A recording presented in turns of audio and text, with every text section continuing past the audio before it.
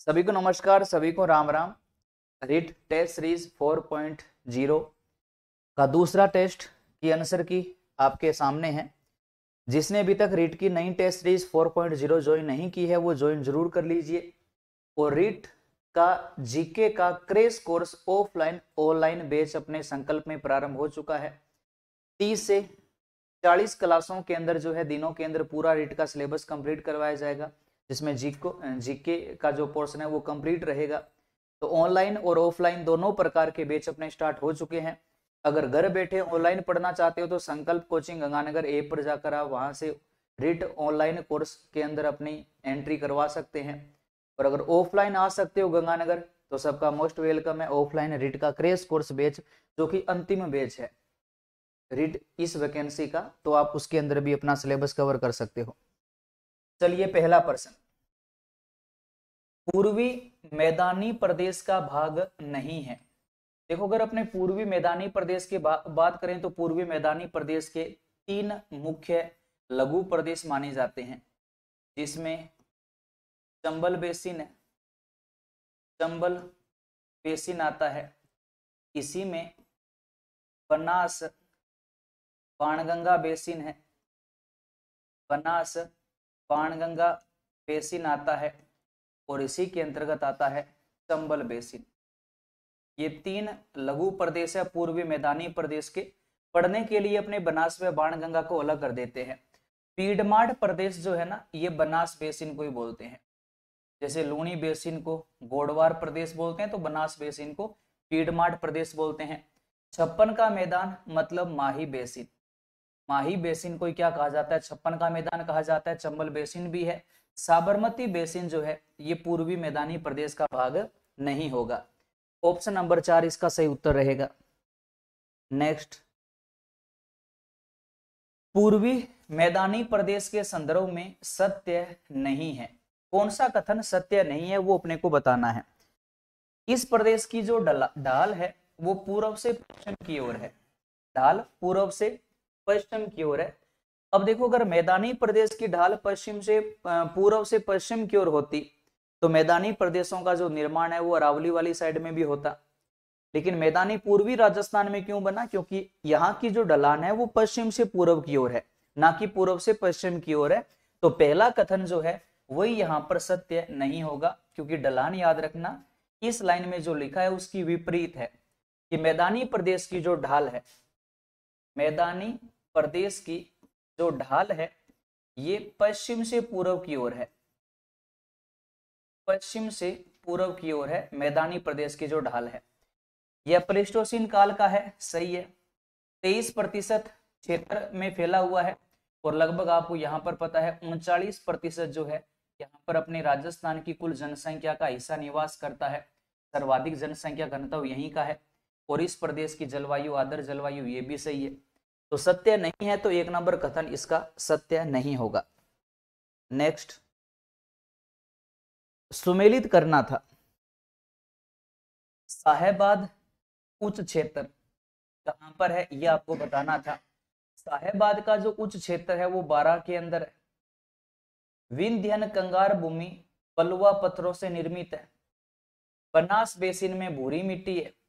और 56 बेसिन बांसवाड़ा के अंदर है। साहेबाद उच्च क्षेत्र दक्षिणी पूर्वी पठारी प्रदेश का एक लघु भाग है। विंध्यन कंगार भूमि बलुआ पत्थर से निर्मित है। दक्कन के अलावा पठारी प्रदेश से सिलेटी पत्थर इसको अलग करता है। बनास बेसिन में भूरी मिट्टी पाई जाती है, प्लस लाल पीली मिट्टी भी पाई जाती है, याद रखना। बनास बेसिन में सबसे ज्यादा भूरी मिट्टी है। भूरी मिट्टी के अलावा इसी बनास बेसिन के अंदर, याद रखो, लाल पीली मिट्टी भी पाई जाती है। और 56 बेसिन बांसवाड़ा के अंदर है। किसका भाग है? माही का भाग है। तो 3 1 2 4, 3 1 2 4 ऑप्शन नंबर 1 जो है इसका सही उत्तर रहेगा। ऑप्शन नंबर 1 इसका सही उत्तर है। नेक्स्ट, सत्य युगम की पहचान करनी है। सत्य युगम की पहचान करनी है। बरदर्रा अजमेर में, शिवपुरी घाट राजसमंद में, केवड़ा किनाल उदयपुर में, गोरम घाट बूंदी के अंदर है। अब देखो, जो बरदर्रा है, बर जो दर्रा है ये अजमेर के अंदर नहीं है, क्योंकि बरदर्रा जो है वो पाली के अंदर है। देसूरी की नाल, बरदर्रा, हाथीगुड़ा की नाल पाली में है। अजमेर में तो शिवपुरी की नाल है, अजमेर में शिवपुरी की नाल है। पारम घाट है, पारम घाट है। कच्ची बाली घाट है, कच्ची बाली घाट है। सूरा घाट है, सूरा घाट है। और पीपली घाट है, ये अजमेर के अंदर है। शिवपुरी की घाट तो कहां पर है? अजमेर के अंदर, राजसमंद में नहीं है, ये भी सत्य नहीं है। केवड़ा की नाल उदयपुर में है, बिल्कुल सही है। जैसे अगर अपने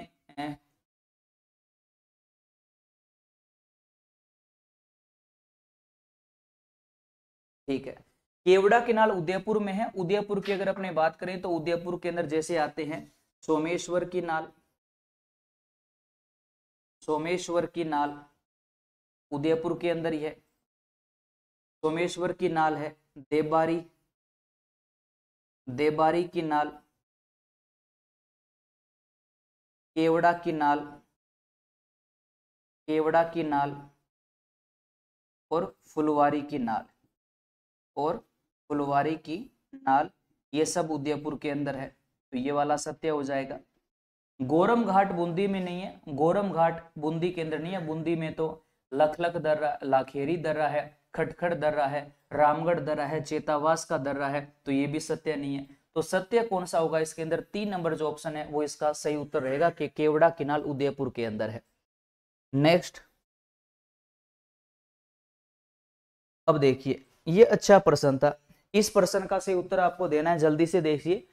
इसमें शिखर के नाम लिखे हुए हैं और इनको आपको ना किस क्रम में? आरोही क्रम के अंदर इनको व्यवस्थित करना है। हाँ जी, जो भी साथी लाइव है एक बार कमेंट जरूर करें। सबको समझ में आ रहा है ना? जो भी साथी लाइव है एक बार क्लास को लाइक जरूर कर दे, अपने साथियों के बीच इसको शेयर भी करें। हाँ जी, सभी को नमस्कार, सभी को राम राम। जो भी साथी लाइव है क्लास को एक बार लाइक जरूर कर दे। हाँ, 5 नंबर प्रश्न रहेगा। सभी को नमस्कार, सभी को राम राम। चलिए जल्दी से इस प्रश्न का सही उत्तर बताओ भाई, इस प्रश्न का उत्तर क्या होगा? चलिए जल्दी से इसका उत्तर बताइए। निम्न शिखर की ऊंचाई के संदर्भ में आरोही क्रम में व्यवस्थित कर सही कूट का चुनाव करना। देखो लोहारगल जो है ये झुंझुनू के अंदर है। लोहारगल कहां पर है? झुंझुनू के अंदर है। 1051 मीटर जो है इसकी ऊंचाई है। बैरांच अलवर के अंदर है। बैरांच कहां पर है? बैरांच अलवर के अंदर है, 792 मीटर है। बैरांच अलवर के अंदर है, बैरांच अलवर के अंदर है, 792 मीटर इसकी ऊंचाई है। लोहारगरल झुंझुनू में उत्तरी रावली का शिखर है, 1051 मीटर है। बैरांच अलवर के अंदर 792 मीटर है। बाबाई झुंझुनू के अंदर है 780। बाबाई झुंझुनू के अंदर है 780। बाबाई झुंझुनू के अंदर है 780 मीटर इसकी ऊंचाई है। और बाबाई झुंझुनू के अंदर, तो आप सब बताओ बिलाली चोटी कहां पर है? जल्दी से बताओ बिलाली कहां पर है? बिलाली जो है, बिलाली जो है ये अलवर के अंदर है। बिलाली कहां पर है? अलवर के अंदर है। और रघुनाथगढ़ कहां पर है? सीकर के अंदर है। और रघुनाथगढ़ सीकर की ऊंचाई 1055 मीटर है, 1055 मीटर है। और बिलाली जो चोटी है ये अलवर के अंदर है। बिलाली जो चोटी है वो कहां पर है? अलवर के अंदर है। चलो जल्दी से इसका सही उत्तर बताओ। हाँ, बिलाली की जो ऊंचाई है वो 775 मीटर है। अब देखो इनको ना आरोही क्रम में व्यवस्थित करना है। आरोही क्रम का मतलब है इनको बढ़ते हुए क्रम के अंदर इनको व्यवस्थित करना है, बढ़ते हुए क्रम में।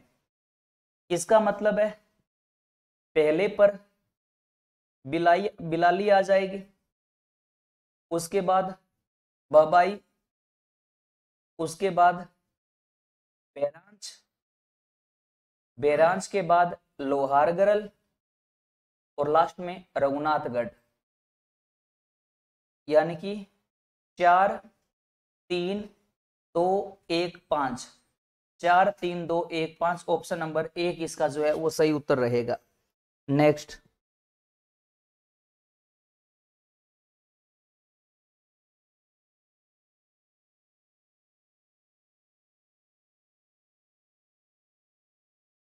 चलो अच्छा प्रश्न, राज्य में अरावली का सबसे कम विस्तार किस भाग में है? देखो अरावली के 3 भाग अपने करते हैं, दक्षिणी अरावली,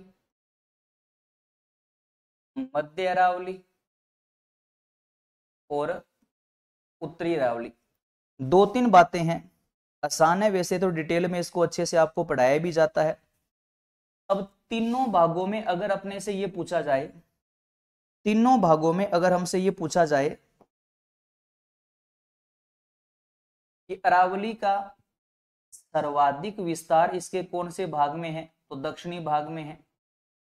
और अरावली का सबसे कम विस्तार किस भाग के अंदर है, तो मध्य भाग में है। अरावली की सर्वाधिक ऊंचाई वाला जो भाग है वो कौन सा है, दक्षिणी अरावली है।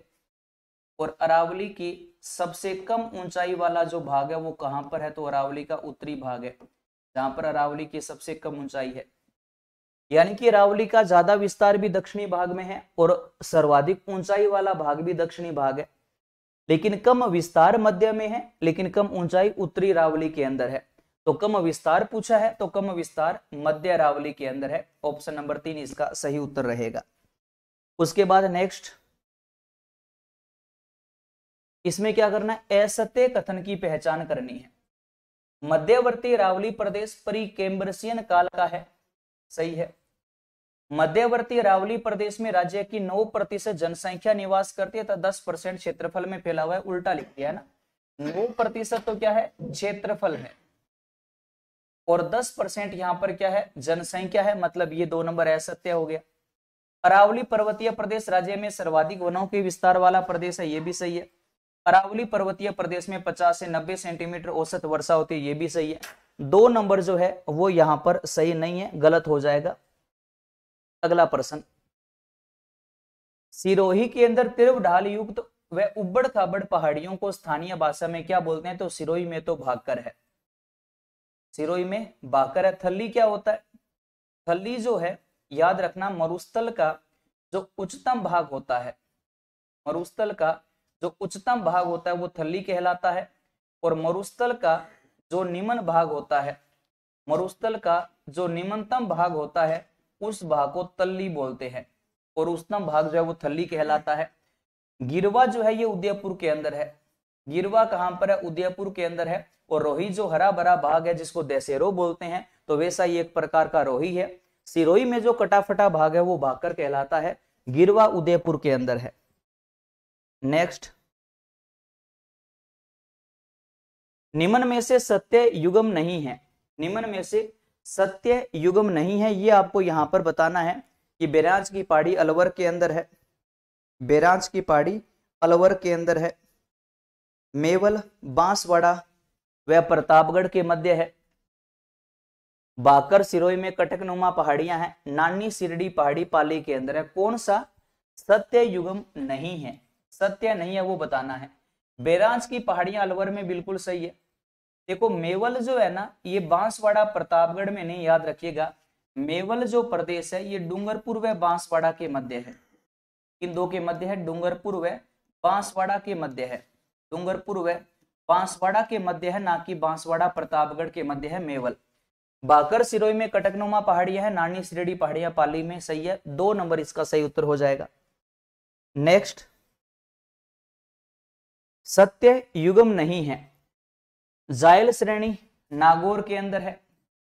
बांगर प्रदेश रोही, गोडवार प्रदेश नागौर, घग्गर बेसिन काठी क्षेत्र। तो बांगर जो प्रदेश है ये रोही नहीं है, बांगर प्रदेश रोही नहीं है। बांगर तो प्रदेश अपना शेखावाटी वाला है। बांगर प्रदेश कौन सा है, शेखावाटी वाला है, ये वाला नहीं होगा। बांगर प्रदेश तो कौन सा है, शेखावाटी वाला है। हाँ, जायल श्रेणी नागौर के अंदर है, गोडवार प्रदेश नागौर में है। और गोडवार प्रदेश जो है इसी का याद रखना एक भाग माना जाता है, जो इस गोडवार प्रदेश का उत्तरी पूर्वी भाग है, गोडवार प्रदेश के उत्तरी पूर्वी साइड में है, जिसको कहा जाता है काला बुरा डूंगरा, काला बुरा डूंगरा। काला बुरा डूंगरा किस प्रदेश का भाग है, तो गोडवार प्रदेश का भाग है। लूणी बेसिन को कहते हैं, लवणीय मिट्टी पाई जाती है। घग्गर बेसिन को काठी क्षेत्र भी बोलते हैं, और घग्गर बेसिन को यहाँ पर घग्गर के मैदान को चावल का मैदान भी कहा जाता है, चावल का मैदान भी कहा जाता है। तो यहाँ पर सही उत्तर जो रहेगा वो 2 नंबर रहेगा। तो ये आपके लिए राजस्थान ज्योग्राफी के कुछ प्रश्न थे। अगर क्लास अच्छी लग रही है तो क्लास को एक बार लाइक जरूर कर दो, अपने साथियों के बीच इसको शेयर भी करो। और जिसने अभी तक ये टेस्ट सीरीज ज्वाइन नहीं की है, रीट टेस्ट सीरीज 4.0 जरूर ज्वाइन कर लीजिए। 1 महीने के अंदर अंदर रीट का पूरा सिलेबस आपको कवर करवाया जाएगा। तो आगे हिस्ट्री के प्रश्न है सर लेकर आ रहे हैं, तो बने रहिएगा। धन्यवाद।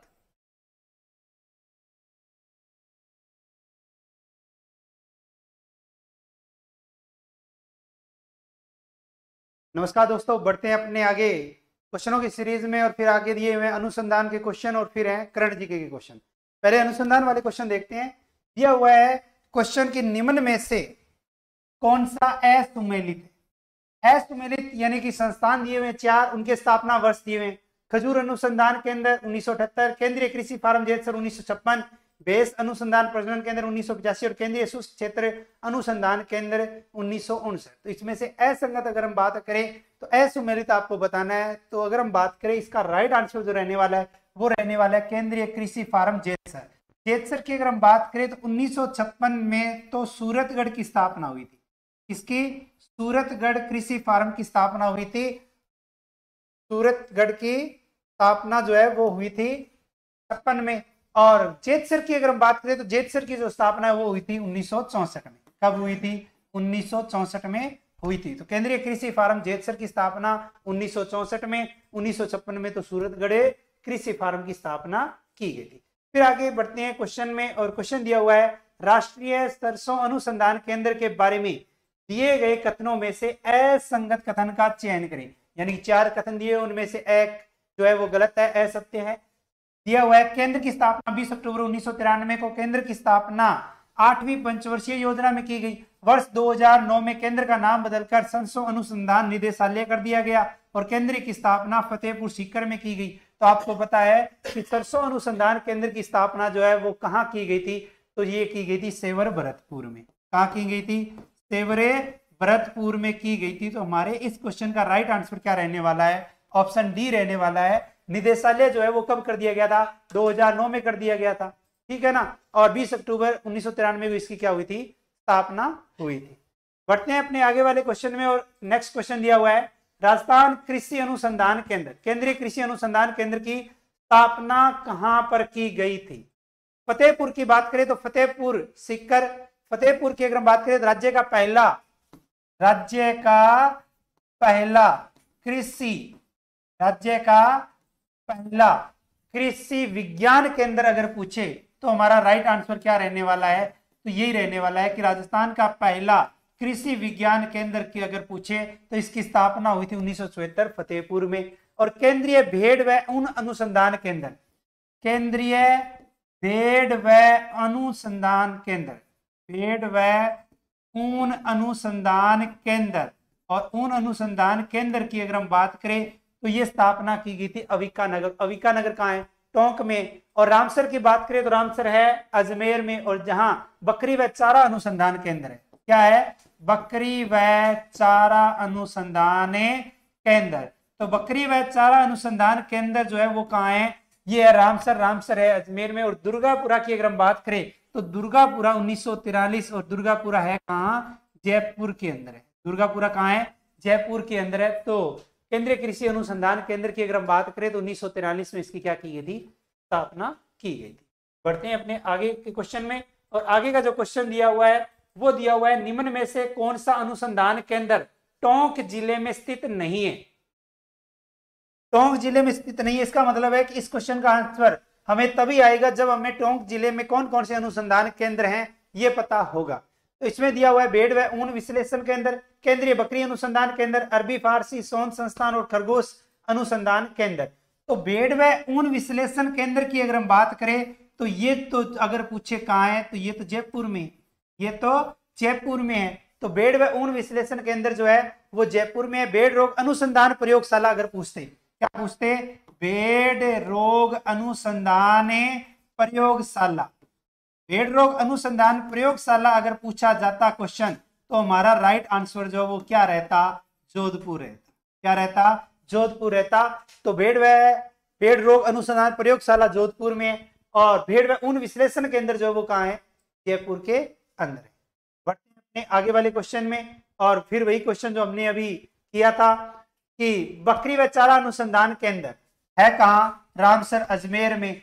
किस देश के सहयोग से स्थापित किया गया? क्वेश्चन पूछा गया है किस देश के सहयोग से स्थापित किया गया, तो हमारा राइट आंसर जो है वो क्या रहने वाला है? स्विट्जरलैंड रहने वाला है। क्या रहने वाला है? स्विट्जरलैंड रहने वाला है। फिर क्वेश्चन आता है कि अंतरराष्ट्रीय पुष्प अनुसंधान केंद्र कहाँ स्थित है? कौन सा? अंतरराष्ट्रीय पुष्प अनुसंधान केंद्र। तो हमारा राइट आंसर रहने वाला है माउंट आबू।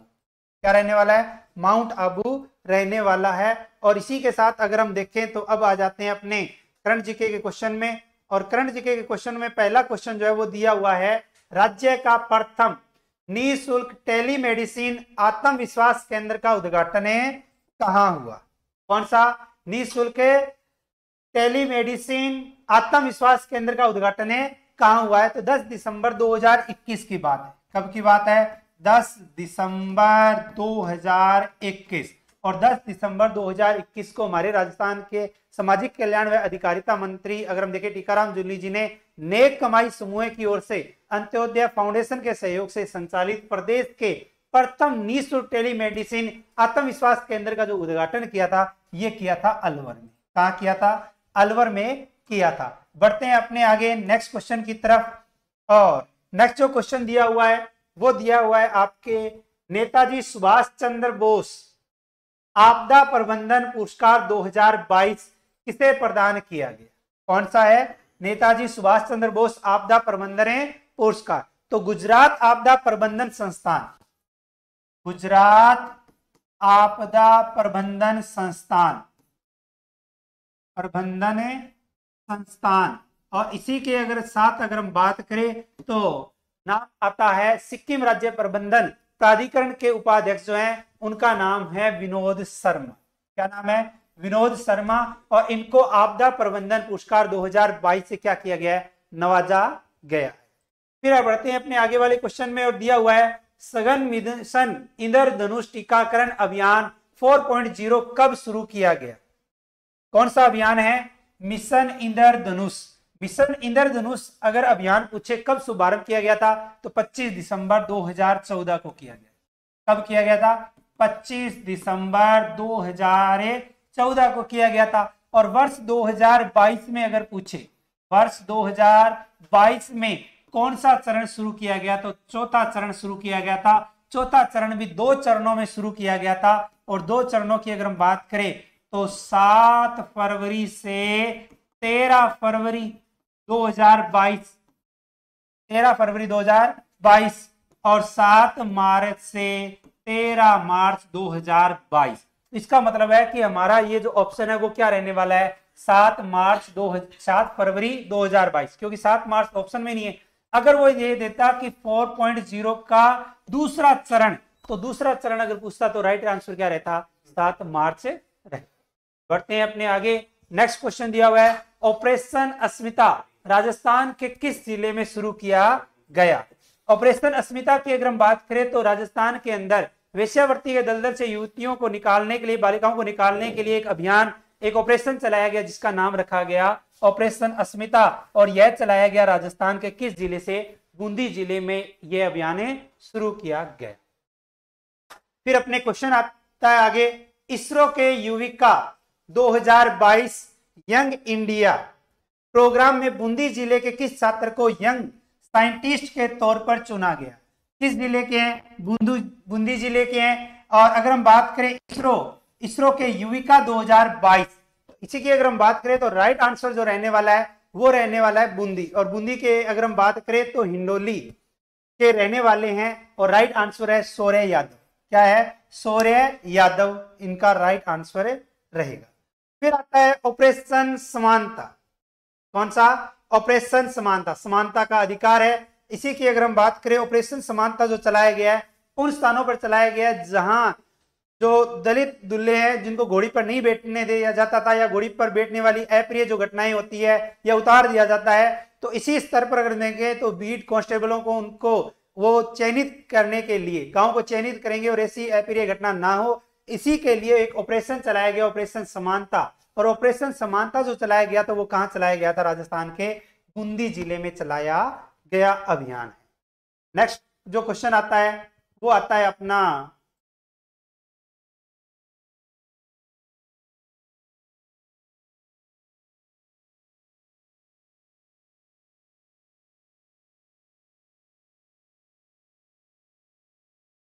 प्रदेश की निजी क्षेत्र की फिल्म सिटी के लिए कौन सा स्थान जो है वो चर्चा में रहा है। प्रदेश की पहली जो निजी क्षेत्र की फिल्म सिटी बनने की अगर हम बात करें तो ये आता है हमारा राइट आंसर सुमेरपुर पाली। क्या रहने वाला है? सुमेरपुर पाली रहने वाला है। फिर बढ़ते हैं आगे और दिया हुआ है टोक्यो पैरा ओलंपिक में स्वर्ण पदक जीतने वाली राजस्थान की अवनी लेखा का संबंध किस स्पर्धा से, किस स्पर्धा यानी कि किस खेलों से है? तो राजस्थान की अगर हम बात करें अवनी लेखा, और अवनी लेखा का संबंध जो है वो राजस्थान के जयपुर जिले से है। जयपुर जिले से है और किस खेल से है? शूटिंग, शूटिंग यानी कि निशानेबाजी से।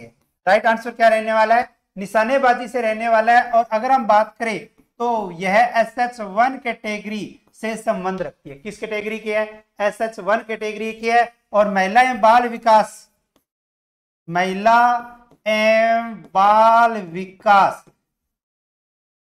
महिला एवं बाल विकास विभाग। और इसी के साथ अगर हम बात करें, इसी के साथ अगर हम बात करें तो राजस्थान के अंदर बेटी बचाओ बेटी पढ़ाओ, बेटी बचाओ बेटी पढ़ाओ इस अभियान का इसे ब्रांड एम्बेसडर बनाया गया।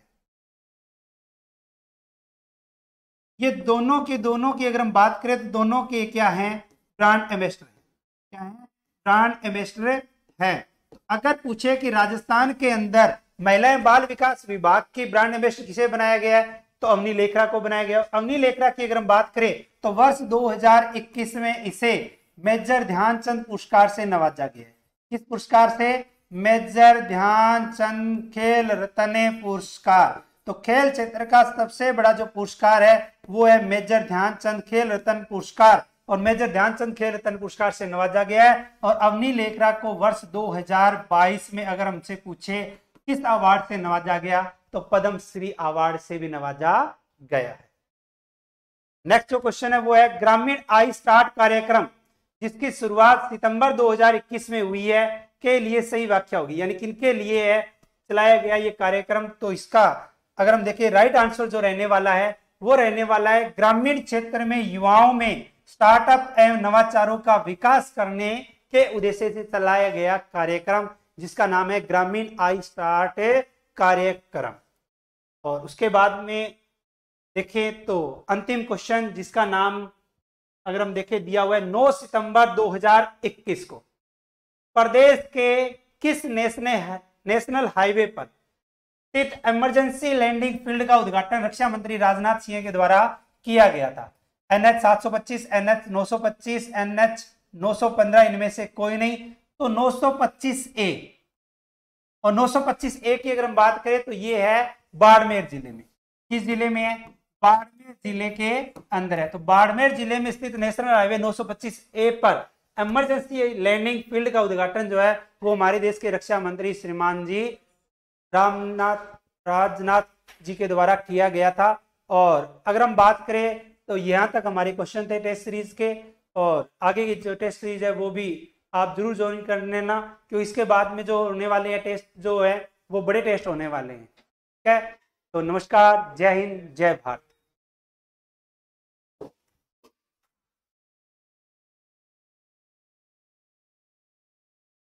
नमस्कार प्रिय विद्यार्थियों, संकल्प कोचिंग श्री गंगानगर के यूट्यूब चैनल पर आप सभी का हार्दिक स्वागत और अभिनंदन। जो रीड की जो हमारे संकल्प की जो टेस्ट सीरीज चल रही है 4.0 उसका जो है अपन सोल्यूशन करने वाले हैं। राजस्थान के इतिहास की बात करेंगे। देखिएगा प्रश्न, देखिएगा आपके सामने अच्छा प्रश्न है, लेवल का प्रश्न है। बहुत ज्यादा बार इस प्रकार के प्रश्न पूछे जाते हैं। बताइए यहाँ पर देखिएगा इसका आंसर क्या होगा। प्रश्न आपके सामने, निम्नलिखित में से प्रतिहार राजा नागपट प्रथम के बारे में कौन सा या कौन से कथन सही है? वे वत्सराज के पुत्र थे। ये बात बिल्कुल गलत है, ध्यान रखना। वत्सराज का पुत्र नहीं था, ध्यान रखिएगा। इन्होंने लगभग 50 वर्षों तक शासन किया, नहीं 50 वर्षों तक शासन नहीं किया, लगभग 27-28 साल तक इन्होंने शासन किया था, ये भी गलत हो गया। उनकी मृत्यु के बाद में महिपाल और भोज द्वितीय के बीच उत्तराधिकार बनने के लिए युद्ध हुआ, यानी ये भी गलत हो गया। उन्होंने सिंध के अरब शासकों को हराया, जो राजस्थान, गुजरात, पंजाब आदि पर अतिक्रमण करने की कोशिश कर रहे थे। यहाँ पर आपका राइट आंसर जो होगा वो क्या होगा, ऑप्शन नंबर डी होगा, ध्यान रखना। देखिएगा, नागभट्ट प्रथम के बारे में अगर बात करें, देखो नागभट्ट प्रथम के द्वारा जो है अपनी राजधानी जो है मेड़ता को राजधानी बनाई थी। नागभट्ट प्रथम के द्वारा ही जो है फिर आगे चल करके जो है इसने क्या नाम है, जो आपके जालोर के अंदर जो है चौहान, जो जालोर में जो है गुर्जर प्रतिहार वंश की नींव रखी थी। यानी कि जालोर के गुर्जर प्रतिहारों का संस्थापक जो भीनमाल को अंदर जाकर के भीनमाल में अपनी सत्ता स्थापित की थी, भीनमाल को राजधानी बनाई। भीनमाल को जो है हेन सांग ने पिल्लो मोलो कहा था, अपनी यात्रा वृत्तांत लिखा था एक सीयू की। उस सीयू के अंदर हेन सांग जो है भीनमाल की यात्रा करता है। सीयू के अंदर लिखता है कि भीनमाल जो है वो पीलो मोलो है, ध्यान रखना, ठीक है। तो यहाँ पर तीनों कथन गलत है, केवल सत्य कथन बताना था। सत्य कौन सा था, उन्होंने सिंध के अरब शासकों को हराया जो राजस्थान, गुजरात, पंजाब आदि पर अतिक्रमण करने की कोशिश कर रहे थे, ध्यान रखना, इंपॉर्टेंट बात होगी आपके लिए। अगला प्रश्न देखिएगा, किस प्रतिहार शासक ने आदिवरा की उपाधि को धारण किया था? तो याद रखिएगा, आदिवरा की उपाधि को धारण करने वाला शासक कौन था आपका, मिहिर भोज, ध्यान रखना। मिहिर भोज को जो है पितृहंता भी कहते हैं। मिहिर भोज को क्या कहते हैं, पितृहंता कहते हैं, क्योंकि इसने अपने पिता की हत्या की थी। नागभट्ट प्रथम की बात की जाए तो याद रखिएगा, नागभट्ट प्रथम की अगर अपन चर्चा करते हैं तो नागभट्ट प्रथम के द्वारा मेड़ता को अपना क्या बनाया गया था, इसने मेड़ता को राजधानी बनाई थी, मेड़ंतकपुर को, ध्यान रखना, विशेष बात से याद रखिएगा नागभट्ट प्रथम। साथ में ध्यान रखना, वत्सराज के समय जो है त्रिपक्षीय संघर्ष की शुरुआत हुई थी। त्रिपक्षीय संघर्ष, त्रिपक्षीय संघर्ष की जो शुरुआत है वो किसके समय हुई थी, तो आपके ध्यान रखना वत्सराज के समय हुई थी। क्लियर है। फिर अगला प्रश्न है, मंडोर में विजय स्तंभ का निर्माण किसने करवाया था? मंडोर में जो विजय स्तंभ है उसका निर्माण किस गुर्जर प्रतिहार शासक ने करवाया था? कक्क ने, कक्कुक ने, कुक्कुस्त ने या फिर भोज ने? बताइए कि इसका राइट आंसर क्या होगा। भोज की बात करें तो भोज एक परमार शासक था, इसका आंसर बताइए। तो यहाँ पर अगर अपन बात करें तो इस पर राइट आंसर जो होगा वो क्या होगा, तो विशेष ध्यान रखिएगा, कुक्कुस्त यहाँ पर क्या होगा आपका राइट आंसर होगा। ध्यान, कुक्कुस्त के द्वारा जो है यहाँ पे क्या करवाया गया था, तो विशेष बात याद रखिएगा, कुक्कुस्त के द्वारा जो है आपके विजय स्तंभ का निर्माण करवाया गया था। देखो ये प्रश्न जो है वैसे देखा जाए तो मुझे डाउट वाला लग रहा है, क्योंकि यहाँ पर ऑप्शन कुक और कुक्कुस्त ध्यान रखना, लेकिन फिर भी राइट आंसर आपका क्या हो जाएगा, कुक्कुस्त, ध्यान रखना। 13 नंबर में सी वाला ऑप्शन राइट है।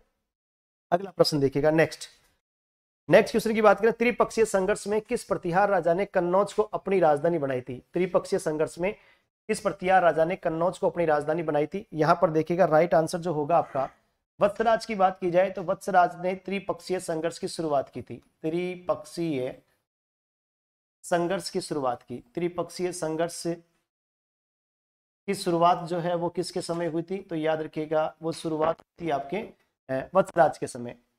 रामभद्र की बात की जाए, इसकी क्या रामभद्र की बात करें, भोज की बात करें, नागभट्ट द्वितीय की बात करें, तो यहाँ पर आपका राइट आंसर जो होगा वो क्या होगा, नागभट्ट सेकेंड। नागभट्ट ने अपनी राजधानी, ध्यान रखना, कन्नौज को राजधानी बनाई थी। कन्नौज को क्या बनाई इसने, राजधानी बनाई। कन्नौज को राजधानी बनाई गई थी किसके द्वारा, नागभट्ट सेकेंड के द्वारा। तो यहाँ पर आपका राइट आंसर जो होगा वो क्या होगा, नागभट्ट सेकेंड आपका यहाँ पर राइट आंसर होगा, ध्यान रखना। नागभट्ट द्वितीय वत्सराज का पुत्र था, जिसकी माता का नाम जो था वो सुंदर देवी था, ध्यान रखना। नागभट्ट सेकंड जो है वत्सराज का पुत्र था, इसकी माता का नाम था वो माता का नाम जो था वो सुंदर देवी था, ध्यान रखना। कहते हैं कि नागभट्ट द्वितीय की अगर अपन बात करते हैं तो नागभट्ट द्वितीय की अगर सबसे बड़ी इंपॉर्टेंट चीज बात की जाए तो नागभट्ट द्वितीय की जानकारी जो है अपने को चंद्रप्रभु सूरी द्वारा जो लिखित ग्रंथ है प्रभावक चरित्र, उसमें इसकी मृत्यु के बारे में अपने को जानकारी प्राप्त होती है। विशेष बात ध्यान रखिएगा, नागभट्ट द्वितीय की मृत्यु के बाद में जो है रामभद्र नाम का जो है यहाँ पर शासक बना था। ग्वालियर प्रशस्ति के अंदर जो है नागभट्ट सेकंड को जो है दानशीलता के लिए जो है इसको प्रसिद्ध माना गया, तो जो है दानवीर भी कहते हैं, ध्यान रखना। ग्वालियर प्रशस्ति में नागभट्ट सेकंड को क्या कहा गया था, दानवीर कहा गया। अगला प्रश्न आपके देखिएगा, नेक्स्ट प्रश्न है कि प्रतिहार वंश का अंतिम राजा कौन था? प्रतिहार वंश का जो अंतिम राजा है वो कौन है, यशपाल, महिपाल, महेंद्रपाल या फिर राज्यपाल? तो प्रतिहार वंश का अंतिम शासक जो था वो कौन था, यशपाल, ध्यान रखना। राइट आंसर क्या होगा यहाँ पर, यशपाल होगा, ठीक है। राज्यपाल की अगर बात की जाए तो राज्यपाल के ऊपर महमूद गजनवी का आक्रमण हुआ। महमूद गजनवी का आक्रमण, महमूद गजनवी का जो आक्रमण है वो किसके ऊपर हुआ था, तो महमूद गजनवी का आक्रमण हुआ था आपके राज्यपाल के ऊपर। फिर अगली बात करें, अगला प्रश्न है आपका नेक्स्ट, अग्निकुंड के राजपूतों में सर्वश्रेष्ठ राजपूत कौन से हैं? अग्निकुंड से जो उत्पन्न हुए राजपूत उनमें सर्वश्रेष्ठ राजपूत कौन है, प्रतिहार, परमार, चालुक्य या फिर चौहान? बताइए इसका जो राइट आंसर है आपके लिए क्या इंपोर्टेंट हो सकता है। तो यहाँ पर ध्यान रखिएगा, अग्निकुंड की बात की जाए, पहली बात तो अग्निकुंड की बात अगर करते हैं तो अग्निकुंड का जो सिद्धांत है वो पृथ्वीराज राजस्व में है। वो किसमें है प्यारे बच्चों, पृथ्वीराज रासो के अंदर जो है अग्निकुंड का सिद्धांत दिया गया है, जिसके लेखक कौन थे आपके? चंद्रवरदाई। ध्यान रखना, चंद्रवरदाई उसके क्या थे? लेखक थे आपके। तो यहाँ पर आपका राइट आंसर क्या हो जाएगा? प्रतिहार। प्रतिहार यहाँ पर आपका इंपोर्टेंट है। अग्निकुंड में राजपूतों में सर्वश्रेष्ठ राजपूत किसको बताया गया? प्रतिहारों को। आगे, पृथ्वीराज रासो की घटनाओं को चंदू खाने की गप किसने बताया? पृथ्वीराज रासो के अंदर जो किताबें, जो बातें लिखी हुई है, उन घटनाओं को चंदू खाने की गप जो है वो किसने बताया? डॉक्टर दशरथ शर्मा, गोपीनाथ शर्मा, जयचंद विद्यालंकार, या फिर आपके मुहणोत नैनसी? बताइए 70वें का आंसर जो है वो क्या होगा? आप सभी जानते हैं मुहणोत नैनसी को राजस्थान का अबुल फजल कहते हैं। राजस्थान का अबुल फजल जो है वो किसे कहते हैं? अबुल फजल। तो राजस्थान का अबुल फजल जो है वो किसे कहते हैं? मुहणोत नैनसी को। मुहणोत नैनसी की 2 रचनाएं इंपोर्टेंट याद रखिएगा, एक नैनसी रिख्यात, नैनसी रिख्यात, एक मारवाड़ रा परगना री विगत, मारवाड़ रा परगना री विगत। ध्यान रखना, मारवाड़ रा परगना री विगत। मारवाड़ रा परगना री विगत को ध्यान रखिएगा, मारवाड़ का गजेटियर कहते हैं। क्या कहते हैं? जोधपुर का गजेटियर या मारवाड़ का गजेटियर कहते हैं। यहाँ पर आपका राइट आंसर जो होगा वो क्या होगा? जयचंद विद्यालंकार होगा। मुहणोत नैनसी को राजस्थान का अबुल फजल जो है वो किसने कहा था? तो याद रखिएगा, मुंशी देवी प्रसाद ने कहा। मुंशी देवी प्रसाद ने, मुंशी देवी प्रसाद ने, ध्यान रखिएगा, राजपुताने का अबुल फजल जो है वो किसको कहा था? मुहणोत नैनसी को। ध्यान रखना, क्लियर है? अगला प्रश्न देखिएगा। नेक्स्ट प्रश्न है, अलेक्जेंडर कनिंघम ने राजपूतों को किसकी संतान बताया है? अलेक्जेंडर कनिंघम, कनिंघम, कनिंघम, ध्यान रखना, कनिंघम ने कुषाणों की संतान बताया। ध्यान रखना। शक और सीतन की बात की जाए, colonel James Tod, colonel James Tod जो है, कर्नल जेम्स टोड की बात, सीतन को संतान बताया। यहां पर ध्यान रखना, कनिंघम के द्वारा जो है किसकी संतान बताया गया था? तो याद रखिएगा, राजपूतों को, यानी कि जो राजपूत है, यानी कि गुर्जर प्रतिहार जो है, उनको कुषाणों की संतान यहां पर बताया गया। That's clear. अगला प्रश्न देखिएगा, फिर नेक्स्ट प्रश्न की ओर चलते हैं अपन। अगला प्रश्न आपके सामने,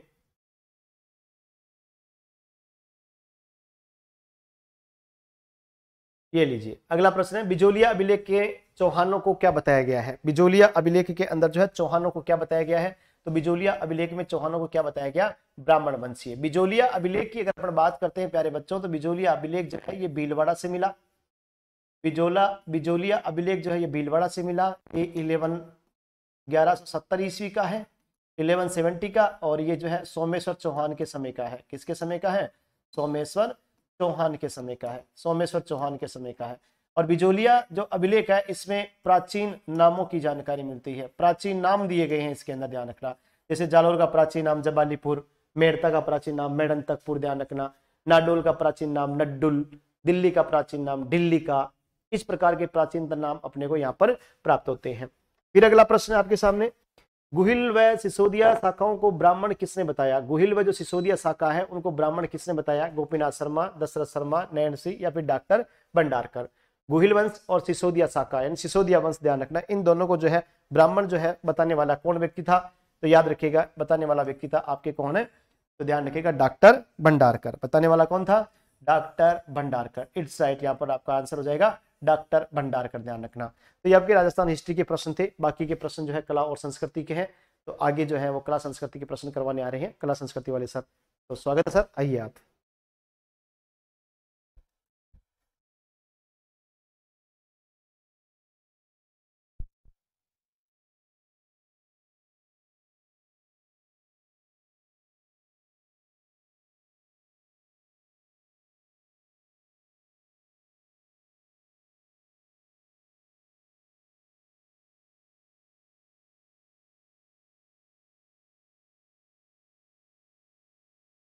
चलो आगे टेस्ट सीरीज में राजस्थान अध्ययन की जो बुक है आपको सीरीज में लगाई हुई, उसमें से कुछ प्रश्न जियोग्राफी के थे। उसके अंदर देखिए, नौचौकी की पाल कहाँ स्थित है? देखो, नौचौकी की पाल जो है ना, ये राजसमंद झील से संबंधित है। राजसमंद के अंदर है क्या? तो राजसमंद झील का जो सबसे उत्तरी भाग है, ये इस झील का सबसे पवित्र भाग माना जाता है, और इसी को नौचौकी की पाल कहा जाता है। और इसी पर संस्कृत भाषा में विश्व की सबसे बड़ी प्रशस्ति लिखी गई है, राज प्रशस्ति, रणछोड़ बड़ तेलंग के द्वारा। रणछोड़ भट्ट तेलंग के द्वारा जो है राज प्रशस्ति की रचना की गई है राजसमंद झील के उत्तरी भाग से, और उसी उत्तरी भाग को नौ चौकी की पाल कहा जाता है जो कि राजसमंद के अंदर है। तो इसका सही उत्तर हो जाएगा राजसमंद। नेक्स्ट, राजस्थान में एकाधिकार वाले खनिज कौन से हैं? एकाधिकार वाले खनिज सीसा जस्ता, जिप्सम चांदी, सोना, बॉक्साइट, लोहा। तो इसके अंदर पहला ऑप्शन सही हो जाएगा, क्योंकि अगर अपने सीसे व जस्ते की बात करें तो अपने राजस्थान के अंदर सीसे व जस्ते के मुख्य जो उत्पादक क्षेत्र है, सीसे व जस्ते के राजस्थान के जो मुख्य उत्पादक क्षेत्र है, इसमें नाम आता है जावर का। जावर कहाँ पर है? उदयपुर के अंदर है। ये सीसे जस्ते का उत्पादक क्षेत्र है जहां पर 3 खाने मेन मानी जाती है जावर के अंदर। एक का तो नाम है जावरमाला, जावरमाला, मोचिया मगरा, मोचिया मगरा, और एक का नाम है बरोड़ मगरा, बरोड़ मगरा। इसके अलावा रामपुरा अंगूचा, रामपुरा अंगूचा भीलवाड़ा के अंदर है। इसके अलावा राजपुरा दरीबा, राजपुरा दरीबा राजसमंद के अंदर है। चौथ का बरवाड़ा सवाई माधोपुर के अंदर है। चौथ का बरवाड़ा सवाई माधोपुर के अंदर है। गुडा किशोरीदास अलवर के अंदर है। जिप्सम में तो गोठ मांगलोद नागौर है, और चांदी जहां जहां पर सीसा जस्ता वहां वहां पर चांदी है। पशुपालन की दृष्टि से राजस्थान का देश में कौन सा स्थान है? तो पशुपालन की दृष्टि से देश में प्रथम स्थान अगर पूछे तो याद रखना यूपी का है। यूपी के बाद में दूसरा स्थान अपने राजस्थान का है। और वर्तमान के अंदर हमारे राजस्थान के अंदर पूरे देश के 10.58% जो है वो पशुधन है। कि राजस्थान में देश के कितना पशुधन है? तो 10.58% पशुधन अपने राजस्थान में पाला जाता है। और पशुधन में प्लस दुग्ध उत्पादन के अंदर, दुग्ध उत्पादन के अंदर भी अगर अपने बात करें कि राजस्थान का भारत में कौन सा स्थान है, तो दुग्ध उत्पादन के अंदर भी हमारा कौन सा स्थान है? दूसरा स्थान है। नेक्स्ट, गेहूं उत्पादन में प्रथम स्थान रखने वाला जिला कौन सा है? देखो जो किताबें जो है ना, जो आपके सिलेबस में स्कूल वाली जो किताबें हैं उसमें गेहूं के अंदर श्री गंगानगर का जिक्र है, लेकिन नवीन आंकड़ों में गेहूं उत्पादन में प्रथम स्थान हनुमानगढ़ का आ चुका है। लेकिन उस बुक के आधारित ये प्रश्न है, राजस्थान अध्ययन वाली जो बुक आपकी सीरीज में लगवा रखी है उसमें गेहूं उत्पादन में प्रथम स्थान गंगानगर का लिखा हुआ है। लेकिन याद रखना जो नवीन आंकड़े हैं कृषि के उसमें गेहूं उत्पादन में प्रथम स्थान अब हनुमानगढ़ का हो चुका है। लेकिन ये प्रश्न तो बुक से आधारित है, तो गेहूं उत्पादन में गवर्नमेंट किताबों के अंदर मेन नाम जैसे गंगानगर का ही चलता है। लेकिन अगर आ जाए ना कि वर्तमान के अंदर या कुछ सन वगैरह लिखा, जैसे वर्तमान में 2019 के आंकड़े हैं, तो वर्ष 2019 के उत्पादन के आंकड़ों के अनुसार गेहूं उत्पादन में प्रथम स्थान किसका है? तो अब वर्तमान में हनुमानगढ़ का है। तो कृषि के आंकड़े 2 साल बाद आते हैं। 19 का जो उत्पादन के आंकड़े थे वो अंतिम आंकड़े 2 साल बाद जारी होते हैं, तो अंतिम आंकड़े 2 साल बाद जारी होते हैं। उसके बाद में नेक्स्ट पर्सन,